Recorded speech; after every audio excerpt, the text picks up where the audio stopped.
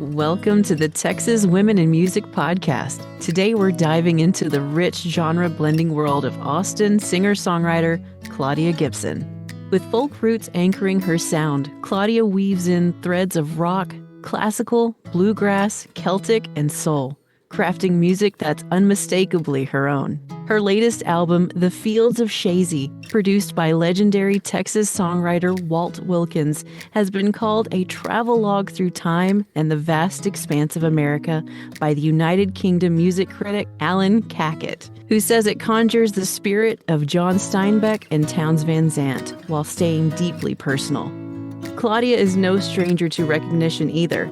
She's a Kerrville New Folk finalist, has been featured at songwriting festivals across the country, and took home first place in the Guthrie Songwriting Contest. Please help me welcome Claudia Gibson. Hello, Claudia. We're so glad you're here. Thank you for that nice introduction. I appreciate it. Yes, absolutely. Well, first we want to talk about how and when you fell in love with music. When did you first start music lessons?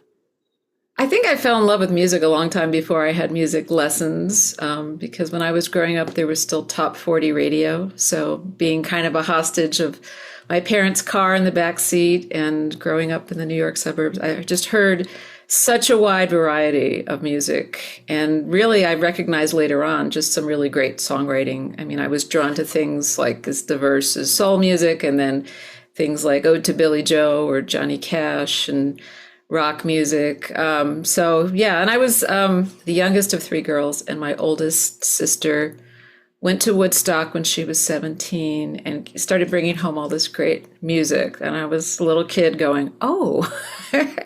So unlike some of my grade school,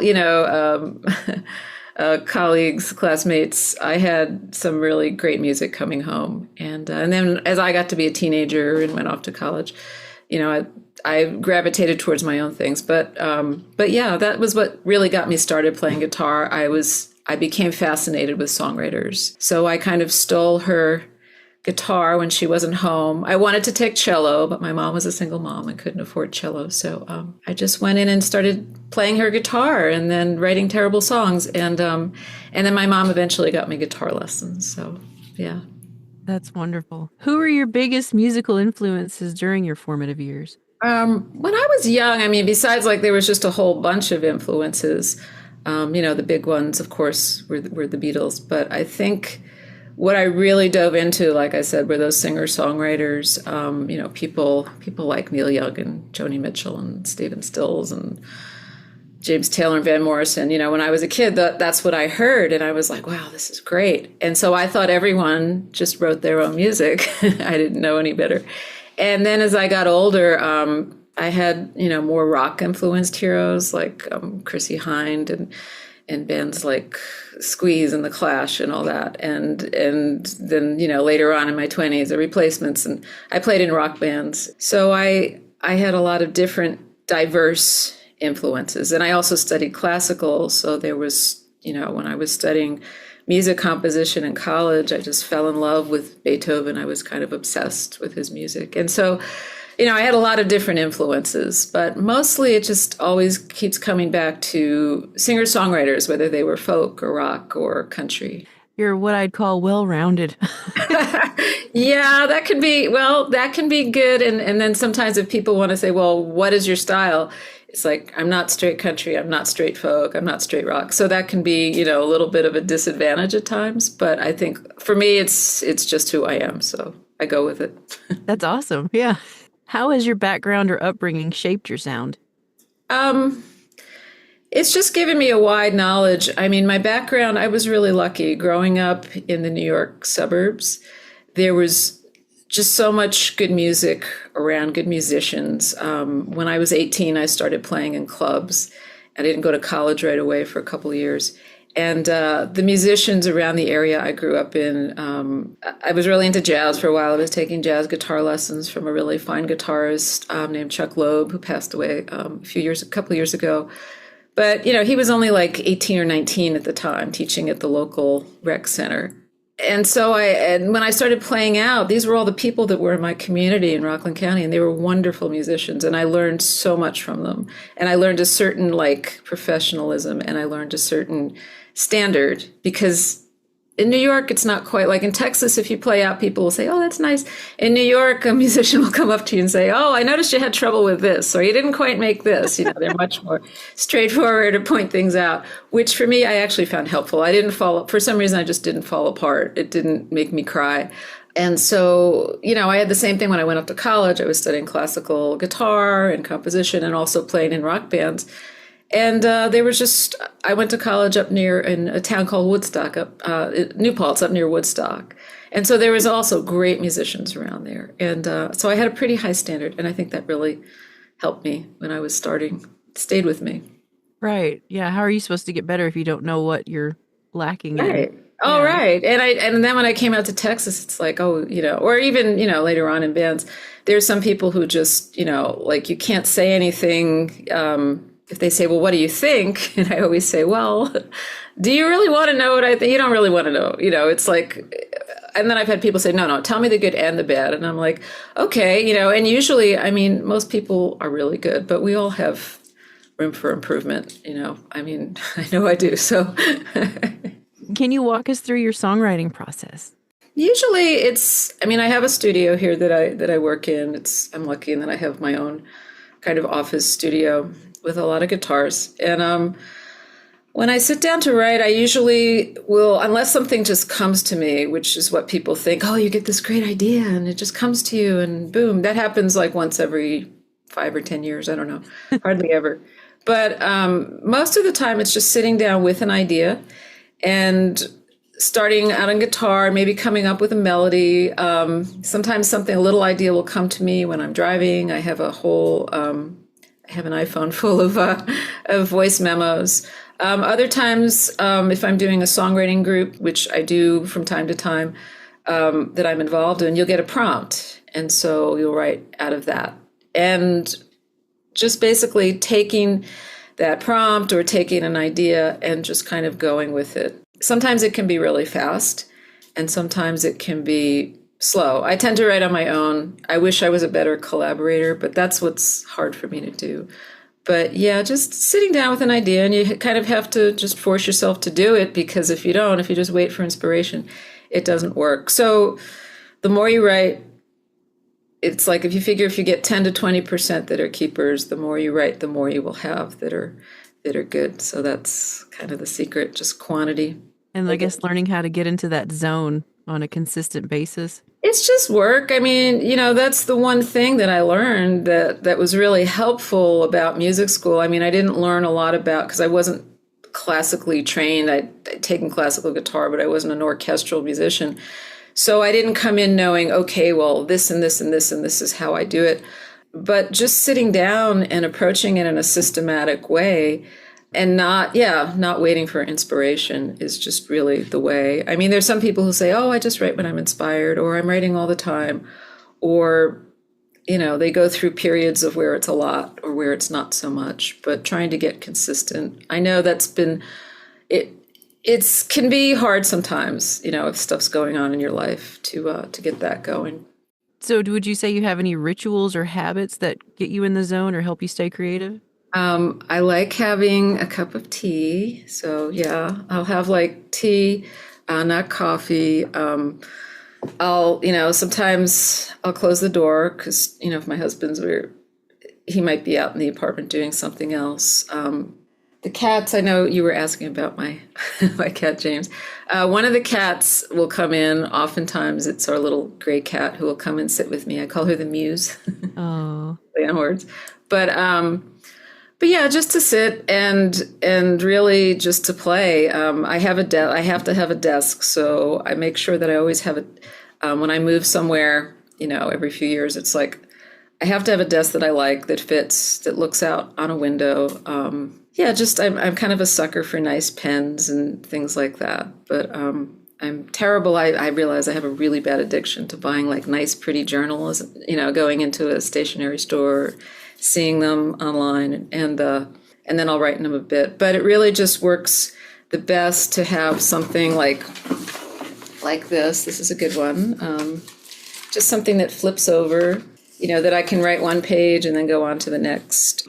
Sometimes they're a little bigger, but I just keep revising and revising and revising. And then when I get to the point where I have something I really like and I've recorded the music, then I'll open up a Google Doc, put it in there, and then I'll start revising it that way. I'll record it often in GarageBand on my iPhone, just work that way with it. So yeah, that's a little bit of a process, I guess. Yeah. What's your favorite tea? Because I'm a tea drinker as well. It depends. Well, if I'm caffeinated, I like Constant Comment. I love that. Because that's a holdover from my mom used to buy that. And if I was homesick or it was a day off, she would make it if it was, cold out. And then if it's herb tea, it's usually Throat Coat because I'm, conscious of my voice because I have to practice voice too. So I will use that. Yeah.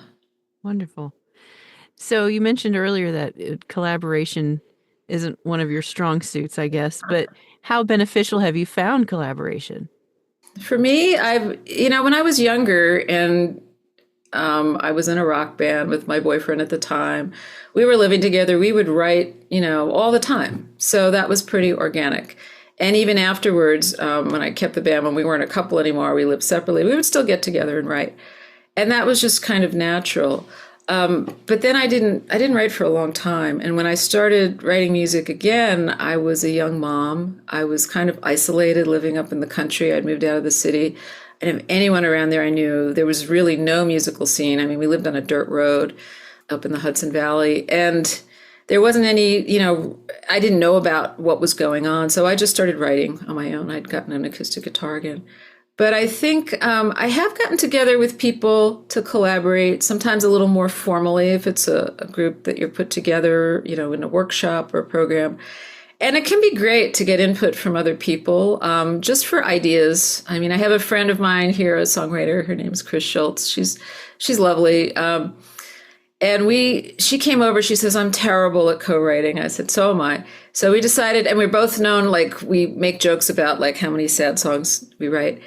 And I said, let's write a happy song. So we decided to write a song based on all the terrible things that could happen to you, during it, if you're having a bad day, from a paper cut to a flat tire to, your hair, you get a bad haircut, just these. So we made a list of them. And then we were but it's still going to be a good day. So that was a funny one. And we never finished it, but I keep going back to it. So I guess ideas and a different way of approaching it. Once in a while, I'll go to a songwriting workshop, which sometimes you're forced into collaboration, which is great at songwriting conferences like the Folk Alliance conferences. That can be really fun. There's one out here in Austin called SWRFA, Southwest Regional Folk Alliance. And last year we were forced into a little collaboration workshop. And I was with two other people, one of them, Amy Speece, who's a Nashville professional songwriter, another woman named Victoria, who was really just getting into it. And we wrote a song in an hour, and it wasn't bad. So it's it can be very inspirational to see how other people work. But I would love to really have more of an ongoing collaboration. That's sort of a goal of mine, to work on improving in that, because I feel like there's always room for improvement. And that's where mine is right now. Claudia Gibson's ability to blend genres so seamlessly, drawing from folk, soul, rock, and even Celtic and classical influences, gives her music that rare quality of feeling both timeless and totally fresh. We've only just scratched the surface of her sound, but up next, we'll dig into the stories behind her most recent album, The Fields of Chazy, and how a collaboration with legendary Texas songwriter Walt Wilkins helped bring it to life. Don't go anywhere. More with Claudia Gibson right after this. Welcome back. Claudia Gibson's album, The Fields of Chazy, has been praised as a journey through time and across the American landscape. Her songwriting has earned her a spot as a Kerrville New Folk finalist, plus a first-place win in the Guthrie Songwriting Contest. Let's talk about that journey, the songs, the stories behind them, and how it all came together. Here's Claudia Gibson. All right, so tell us about your most recent album, The Fields of Chazy. Fields of Chazy is a story about my grandfather, and I don't know if you can see this picture. He's on my piano. That was a picture of him. I think it was probably taken when he got married. He got married probably to my grandmother in his 40s. It was his second marriage. He was born in the, probably in the 1890s. So a long time ago, he had a first wife that I never really knew about. And he was born and lived in this little town called Chazy, New York, which is right on Lake Champlain, just a few miles south of the Canadian border, just across from Vermont. Very cold in the winter, but beautiful, beautiful in the summer. And he was always a farmer. And I didn't know a lot about him because when I was young, like still preschooler, toddler, he passed away. And I'd only met him a few times when we had come home from Hong Kong. We were living overseas, and we'd come home on home leave. And he had this big accordion that he would play. At that time, he was retired. He was probably in his 80s at that point.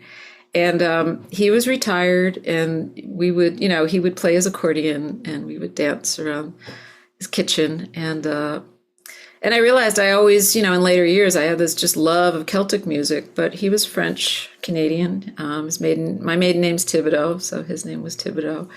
And the music he was playing was, just these old Acadian French songs.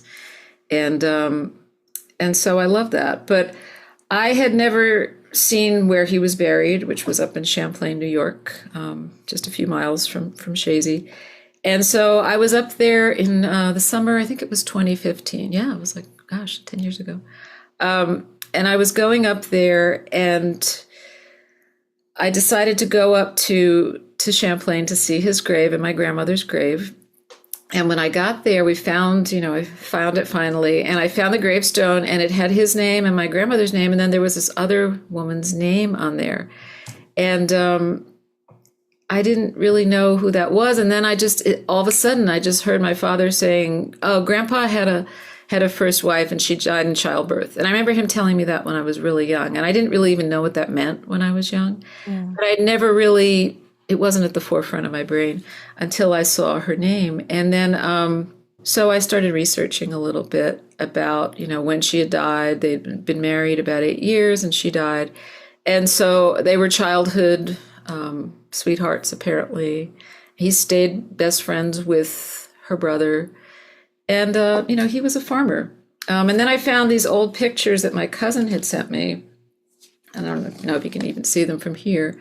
But it was my grandfather and his brothers, farming, and some other ones. But when I went up there, my cousin who had sent me these pictures said, "Well, be sure to look for Grandpa's apple trees if you're going over to Chazy." And I'm like, how am I going to know them? He says, "Oh, yeah, you'll know them." So we're driving over there, and there's tons of apple orchards, and Chazy has one of the biggest Macintosh orchards in the country.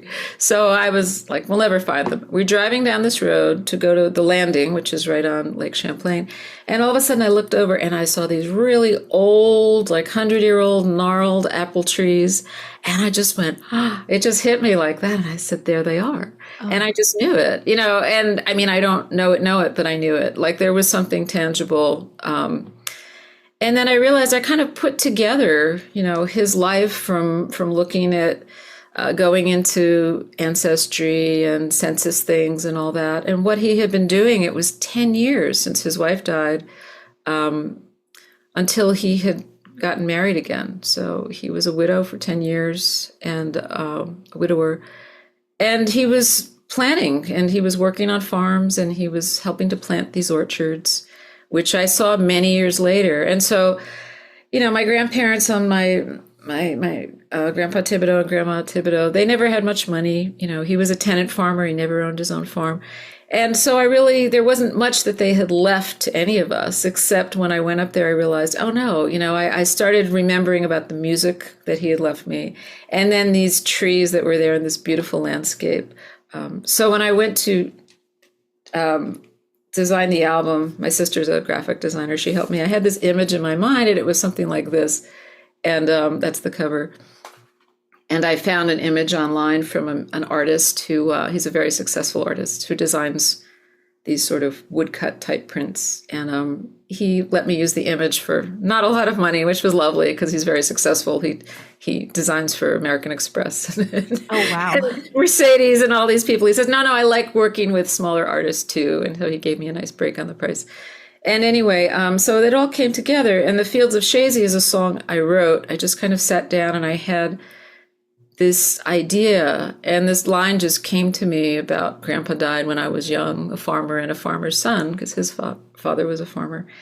And I kind of told the story of that, and then of coming back all those years later and going down that road and seeing the apple trees and having that sort of tactile connection to someone I didn't know very well, but that I understood from being there in that landscape. I understood why they always, my father and my aunt always talked about Dad's farm in sort of like hushed tones, because it was beautiful up there, just lovely. And that was what he wanted to be. And I think, when he lost his ability to do that, I think that was kind of sad for him. It was a huge loss. So, yeah. And then my grandmother on my mother's side, there's another song on this album called Promised Land. And she was an immigrant from Russia. And she became she was an orphan, brought her little sister over, and she became a hat maker in New York City and learned a trade and didn't get married until her late 20s. And then lived in upstate New York, where my grandfather, where my mom and met my dad and my both sides of my grandmother, who then lost her husband at a young age and went through a lot and raised daughters in the Depression. So yeah, people back then, they just went through amazing kind of hardships all the time. We complain about, someone's in my parking spot, or, we have different difficult things going on, but back then it was life and death. It greatly affected my grandpa Thibodeau's ability to be successful because his wife died. So he didn't have children at a young age to grow up and help on the farm. Like he would have if, she had not died at a young age, and it was economic. And so it affected him. Then he just kind of had to go around and be an itinerant farmer, and it affected him, generations. So yeah, it's interesting. So how did you get connected with Walt Wilkins? Oh, well, I'd always admired Walt's music. He's really well known in Austin, where I live. He does a regular residency at the Saxon Pub when he's not touring on Wednesday nights. I had seen him starting many years ago, and I just loved his music. He's just a phenomenal songwriter. I remember I heard one of his songs on the radio, Trains I Missed, and I just said, oh, this is great. So I loved his stuff. He was a judge at a songwriting competition I went to, Songwriter Serenade. I got to know him a little better.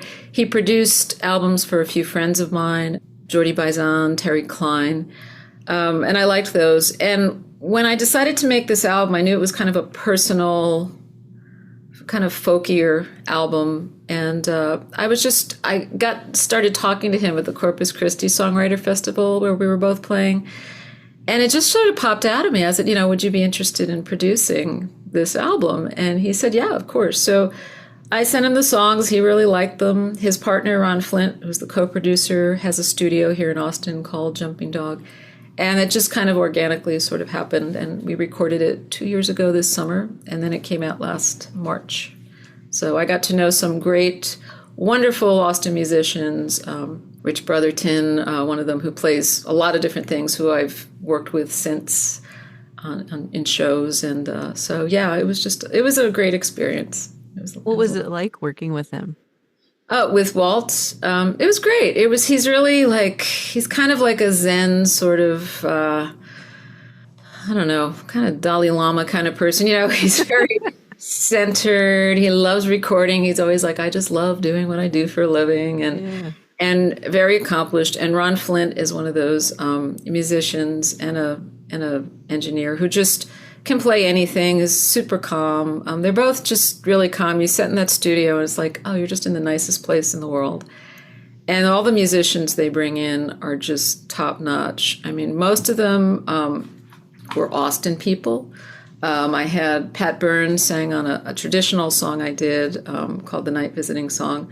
But Chris Beals, South Austin Moonlighters, his band. Rich Brotherton, who's produces also, plays every stringed instrument there is, and has toured with Robert O'Keen. He toured with him for many years. And then John Chipman and Mark Epstein are Austin session guys. And Bart de Win, who played accordion, is actually from the Netherlands. Oh, wow. And then who else do we have here? Warren Hood, who's a great, a wonderful fiddle player from Austin, and Jeff Queen, who is a wonderful pedal steel player from Austin. So I got to know a lot of Austin session guys who were great, and then also a couple people from far away. So it was a lot of fun. Wow, great networking scenario. Yeah, I learned something every time I record. My producer before that was Gordy Quist, who's one of the co-heads of Band of Heathens. It's a big Americana band, and I learned a lot from working with him and his musicians too. So, it's always a great experience. It's fun. Yeah. Were there any unexpected challenges making this project? There weren't really a lot of challenges. I mean, I had a pretty clear concept of what I wanted. I mean, I think when you record, there's always, there might be something in a mix or, the way something coming out, you might say, oh, I really feel this on there. And the producer might say, oh, I hadn't really thought of that. And then, they're always willing to try it. Or they might, conversely, they might have an idea that you say, oh, I don't know about that. But if you just try it, there's a lot of give and take. And that's why I like working with an outside producer. I mean, I have friends who produce themselves, and I think getting that input of something that's unexpected is really nice. It can be challenging once in a while, but the people I've worked with are lovely, so that's why I pick them. Not because they're yes people, but because if you're really careful about choosing your producer and you trust them and the people they're working with, then you're going to be more on the same wavelength. And I think I think back in the old days when it was the record company who would choose a producer for people, and there was a lot of mismatches sometimes. But now that independent artists, it's a lot more challenging that we have to do everything ourselves. What was your most memorable performance experience? I would have to say it was at Woody Fest in 2018. That was the first nice thing that had happened to me since I restarted playing again in 2015. I hadn't played for many years while I was raising kids. And when my last one left the nest and went off to college, and I just had cats and a dog at home, I decided it was time to really, to get back to playing out and performing. And so I started doing that and going to open mics. And I think that Woody Fest I was chosen for the Woody Guthrie Song Contest. I sent in my song, and they sent me an email, I think in May, and said, hey, you've won. Would you like to come play in Oklahoma? And I said, sure. So I went out there in July. It's pretty warm out there in Okemah. And I got to open up the Saturday night show on the big stage and do, I think, 3 or 4 songs. And, it's the sun setting and people are walking into the festival. And it was just lovely. It was a big stage. I played a festival once before when I was a lot younger in Vermont many years ago. And so it had been a long time. And also the people that I was meeting and backstage with were a lot of my real songwriting heroes like Sam Baker and John Fulbright. And it was just sort of like, wow, it was just a lovely experience. I mean, I went from, playing at a taco shack for $20 to like, hey, here you are at Woody Fest. And people that I really liked and admired, listened to my songs, liked it, so it was, and just hanging out, hearing all these great performances. It was wonderful. Yeah, it was wonderful. How do you prepare for a live show? I make sure that I don't talk a lot, use my voice. I make sure that, first of all, I always have a checklist. I have a show that I do once a month in Austin, where I welcome another songwriter, and I have a checklist for that. And then I have another show that I do almost weekly on Sundays that I'm a part of with a bunch of other women down in Buda, which is a little south of here. We're called the Miracle Workers. And so I have a list for each thing, and I make sure I go with my checklist, but I also make sure before the gig that I've done my warm-up exercises. I have to do that on my vocals, that I'm hydrated at least an hour before the show. Can't wait till the show. So I've done my exercises, I'm hydrated. I make sure, I'm dressed, I'm wearing something that I like, but I'm comfortable in, that I've had something to eat, but not like right before the show. Those are just all the things that you do physically. You need to prepare. You need to make sure that you're well rested. You can't be, running around and doing a million things. When I was working full time and trying to do music, it was really hard because if I had an evening gig, I'd always be forgetting words. I'd be getting tired, and that was the reason why. You sound very meticulous. Well, you have to be. I mean, if you ask a lot of people, when you're young, I mean, when I was, young in my teens and 20s, I never thought about that. It was just like, oh yeah, you go to a show in a club and it was just like more of a fun thing. But when I was living, after I graduated college, I moved to New York City, and I was studying voice with a teacher he's still like the person that I go to his YouTube videos. His name is Mark Baxter. He's just fabulous. And his thing is all about teaching people who sing rock in different styles to, have their voices prepared and use them carefully. And you do these exercises to sort of like free things up. And so I started learning about, it's really important to take care of your voice and to warm up and to cool down afterwards. And I think that's what's enabled me to keep my voice for a long time. But you kind of have to be meticulous. Every singer has their own thing. Some people are like, oh, I have to have this kind of tea. I have to do this. I have to do that.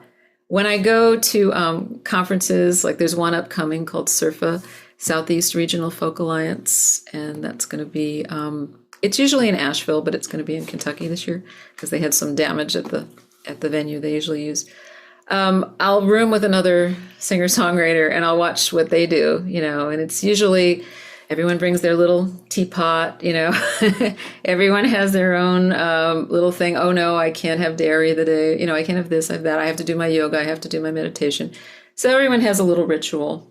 I see my assistant is in here. He came in to make himself known, James. But yeah, so it's important. It's really important. I mean, you're given one voice, and also with guitar, I have to practice. I have to make sure that I have practiced the songs I'm going to do. If it's a new song, I've had to play it a long time. It's very rare that me or anyone goes and plays a brand new song out in public without having, played it a lot and really learned it, because no one wants to have a big old thing in front of them. That's great if you're playing cover songs and you're, it's the kind of gig and you're in a restaurant, it's great. But if you're doing your own songs, no one wants to see you sitting there reading off a teleprompter unless, it's a big, you're going to see a big artist who's been doing it for 40 or 50 years. And yeah, but yeah, everyone has their own little things to do. It's clear that Fields of Chazy isn't just an album. It's a journey woven with memory, place, and Claudia's unmistakable voice as a songwriter. From accolades like the Guthrie Songwriting Contest to praise from critics across the pond, Claudia's work resonates far and wide. But beyond the awards and the album credits, there's a deeper story, one rooted in the craft of songwriting and personal moments that inspire it. In our next segment, we're stepping beyond the songs and into the heart of the music industry. Claudia shares what she's learned from years of writing, recording, and performing, and offers advice for both up-and-coming songwriters and seasoned artists navigating a constantly evolving landscape. From staying inspired to staying true to your voice, it's a conversation about the craft, the hustle, and the heart behind the music. Stick around. You won't want to miss it. Welcome back. We've talked about Claudia Gibson's genre-defying sound in her powerful new album, but now we're pulling back the curtain on the music industry itself. Whether you're just starting out or you've been writing songs for decades, this part of the conversation is packed with wisdom. Claudia opens up about what it really takes to sustain a creative career, the challenges, the changes in the industry, and the importance of staying grounded in your own voice. Let's dive in. So you recently learned some new skills in video production. Tell us about why video production sparked your interest. Sorry. Yeah, I'm realizing how important video is. It's very important because everyone will say to you, oh, you need more video on your website, or do you have video, current performance video you can send to me? So that's super important. And also, I've realized it's important if you're going to have good video, because I had a couple not so great experiences of hiring someone and then there were technical problems. You have to make sure, like, you get what you pay for, basically. And so I started realizing, okay, well, it costs this much money to hire a professional video crew. I can't afford that. I don't make a lot of money doing this. So I had to learn some skills, and I decided to take a media production course at the local community college here in Austin and learn a little bit about, just doing stuff for social media and what kind of things and how to do this and that. And one of the things I really liked that was creating a video. We had a client, we had to create kind of not an infomercial, but sort of a spot that could be used as a reel on Instagram or Facebook, and that would draw in potential clients. It was the Black Men's Health Clinic. And so I had to go into a lot of different things as far as getting music, getting a voiceover person, images, etc. And I really liked it. I liked putting it together, and I liked also doing the editing part. So I decided to take a course in DaVinci, which is an editing program, which my daughter-in-law, who made my video for my song, The Fields of Chazy, she's a professional camera operator and videographer in New York. And I learned a lot making that video from her. But editing was a real challenge for me. So I'm learning. I took one course. It was a short course here from Austin Public, which is a wonderful resource here in Austin that's put together by a public access cable company, and it still exists. And it's huge. They have studios. They have all kinds of courses. It's very low cost. So I'm learning that. And I'm learning more about, I've had to learn a lot when we were doing the video. I had to do some video here in my studio, and it was really challenging learning, you can't have the air conditioner on. You have to have, if you're working with the light coming in, when the sun starts setting, it's a real challenge. Don't wear a long sleeve dress, which I did. I was just sweating buckets and yeah, it was quite a challenge. And then putting together edits from a couple live performances that I did here when I'd gotten music off the board from the venue, and learning how to put it together with some video that a fan had shot. It was, it's interesting. So that's kind of something that I'm doing right now and learning. And my goal is to now do a series. I have a monthly series with songwriters at a local venue, but I would really like to use the studios at Austin Public to do kind of an ongoing guest podcast thing where, we talk about songwriting and I have a guest. And so it's going to require, all those things: camera skills, sound skills, editing skills, all the stuff that you guys do, which are new for me. So yeah, it's independent artists have to learn. We wear a lot of hats, and we always have to learn new skills. And so this is one for me. How could an emerging or seasoned artist benefit from learning those skills in this evolving industry?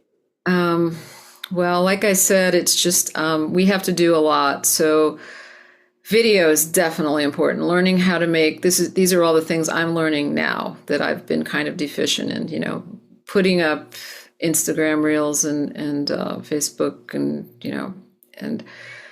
and I'm trying to decide whether to go into TikTok or not, because these are all things that younger artists, it's innate for them. It's part of their world, Right. They grew up in. It wasn't part of my world, either growing up or even 10 years ago when I was, restarting again. So now it's kind of like when you're an older artist, you don't need to compete with that. But it's interesting. You will find kind of your own sort of niche. I mean, if you have stuff out there, I've had people say, I really liked this thing you put on SoundCloud. Here's a remix I did of it. And I'm like, oh my gosh, I never would have thought of doing that, with a beat to this song. But I think the more you are aware of what's there and what you really need to know, I mean, I don't feel like, I have to be some kind of TikTok artist, because I don't think that's going to happen. I mean, there are more mature artists who become sort of novelties on TikTok, here's my grandmother who's, doing her recipes to, hip hop music. But I think you can't ignore what's going on, because then you just won't be relevant. You're not reaching audience. You can't say, oh, I only feel comfortable doing this, like Facebook, and I don't, you're just you have to have some way of getting different things out there. And to me, I also find it really stimulating to take a course, to learn something new. I'm the kind of person who needs an assignment to learn something and a deadline. I'm a former newspaper writer, so it's like, yeah, I need a deadline. I do better with that. So, but I think it's for anyone. It doesn't matter how old you are. Learning how to do these things is super important. What other advice would you give to emerging artists?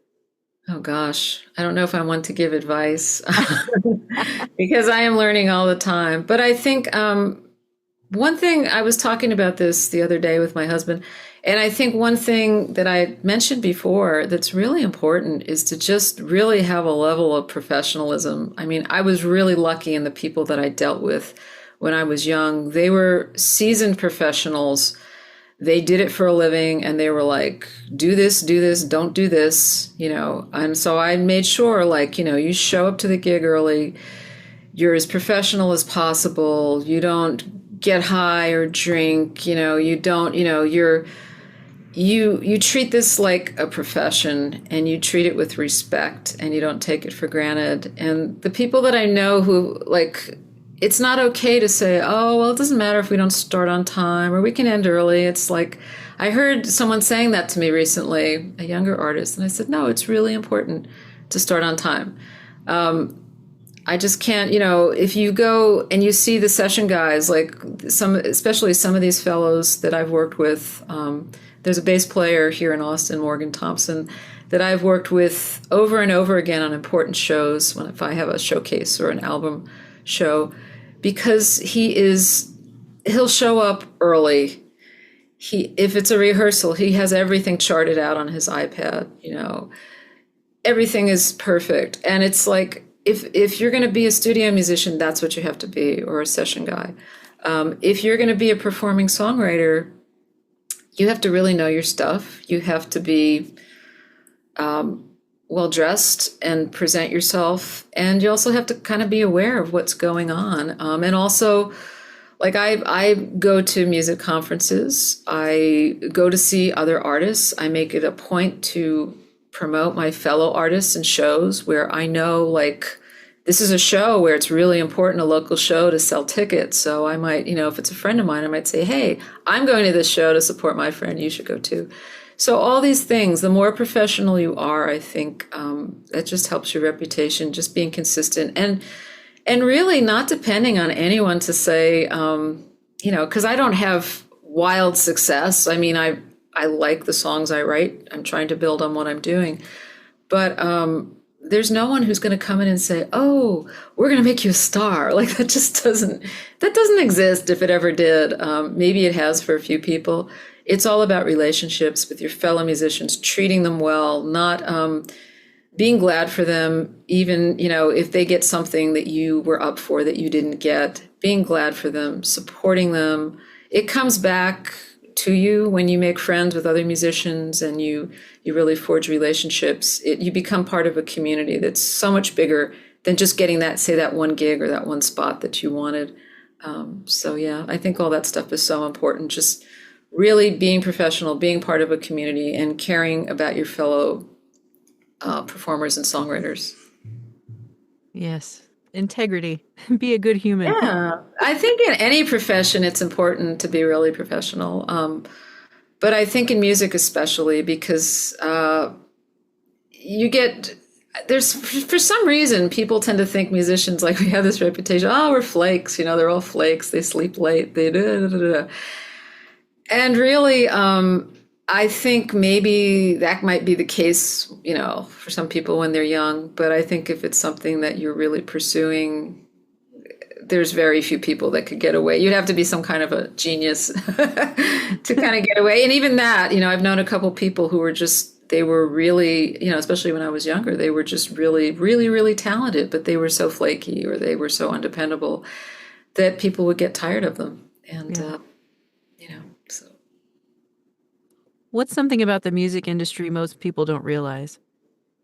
I think really what I just said was that there is no overnight. When you're doing it a long time, there's no overnight success. Even people who have been successful for many years, it seems like, oh, all of a sudden this person is popular. But even people that you see going on to these shows, like American Idol or whatever they are, they've probably worked at it for a really long time, even when they're young.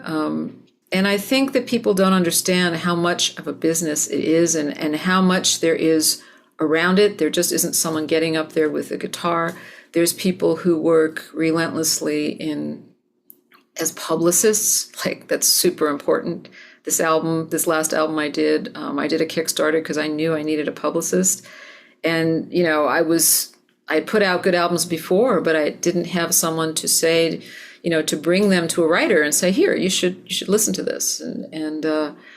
So yeah, there's managers, there's people who work really hard, venue owners, especially since COVID, people who work super hard behind the scenes and doing things that you have no idea about, but they're all really important. And also, I think that people don't realize about independent artists these days is how hard we have to work at everything, learning all different kinds of things, even when, we may not have had to learn that before. It's definitely different when I was in my 20s than it is now.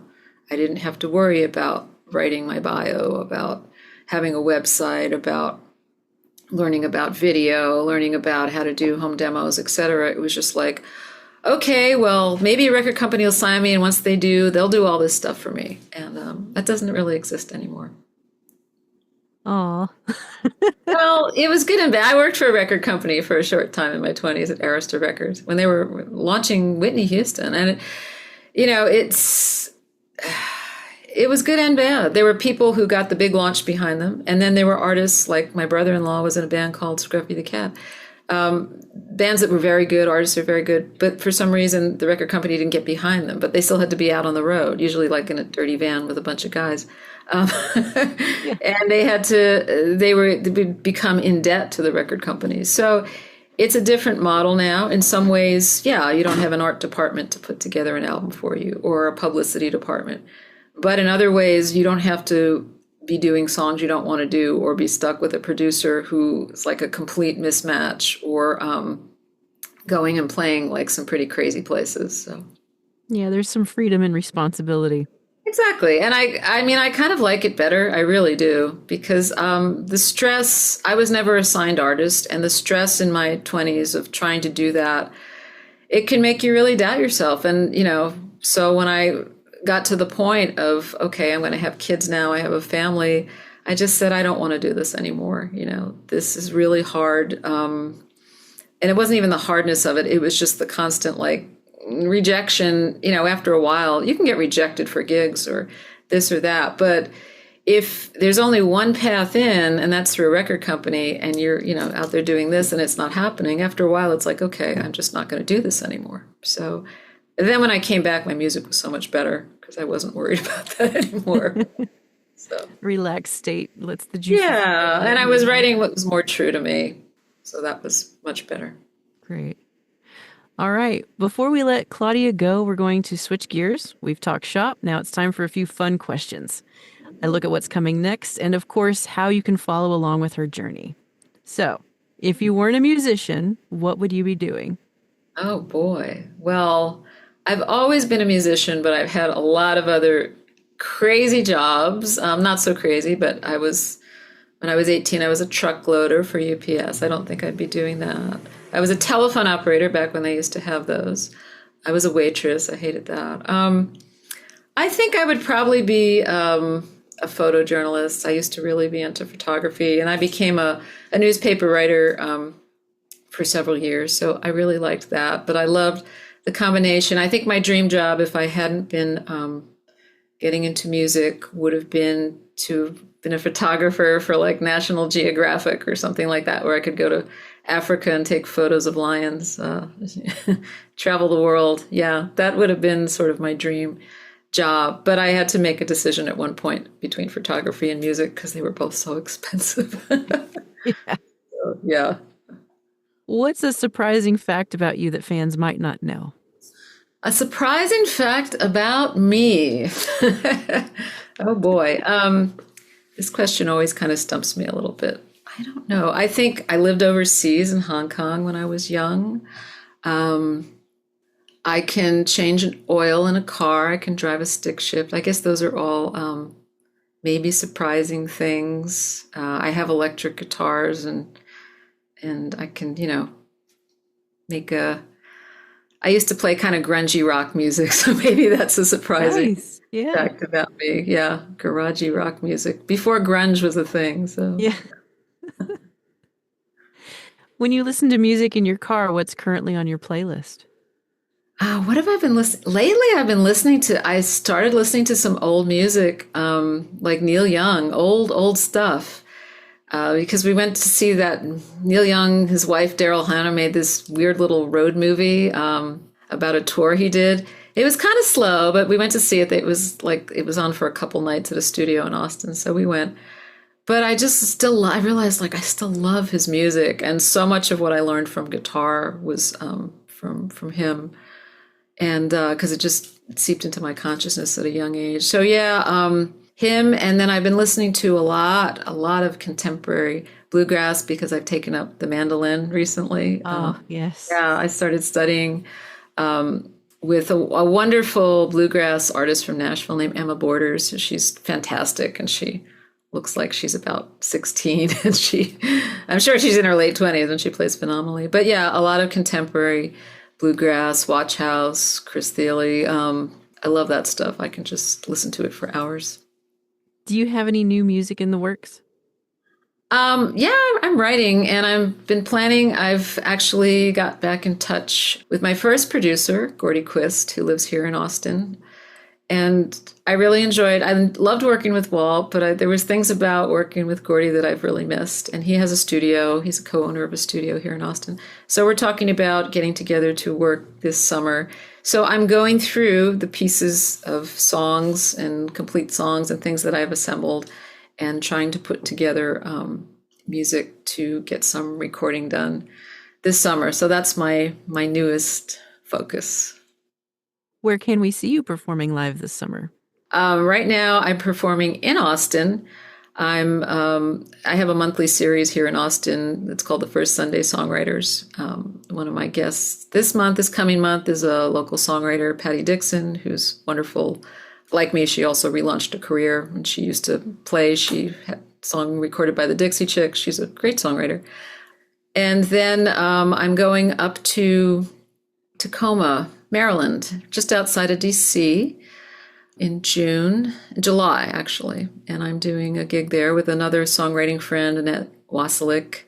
I play a weekly series here in Austin, in Buda, actually, with a bunch of women that we're called the Miracle Workers. We do an all-female Sunday brunch every week. And then there's a few others that'll be on my calendar. I have a house concert here coming up in the fall, other things. I'm also going to be going out to Southeast Regional Folk Alliance and playing some showcases there. So there is a lot coming up. It's here and there, near and far, basically.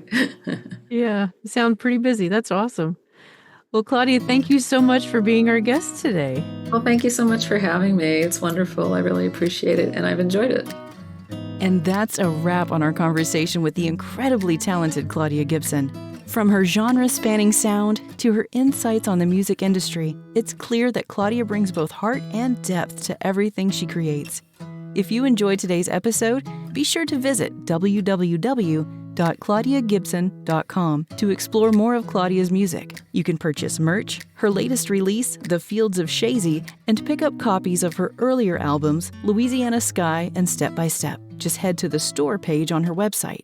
You can listen to Claudia Gibson on Apple Music, Spotify, and SoundCloud, and you can also connect with Claudia on Facebook and Instagram. A big thank you to Claudia Gibson for joining us and sharing her journey. It's been a pleasure having her on the show and listening to the wisdom she offers us from her unique perspective as a seasoned artist. And to you, our listeners, thank you for tuning in. We appreciate your support, your curiosity, and your love for great music and meaningful stories. Until next time, take care, keep listening, and we'll see you back here soon.